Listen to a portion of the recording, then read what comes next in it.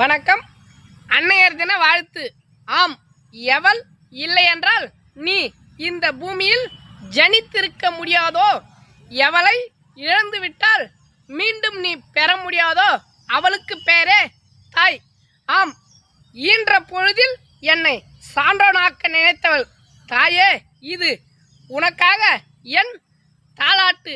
ஆம் தாயே, உனக்கு ஓவியத்தில் கூட ஓய்வில்லை.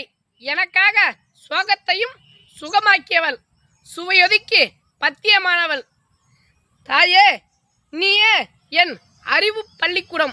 உன்னிடமிருந்து நான் பெற்றேன் அன்பு எனும் பாடம்.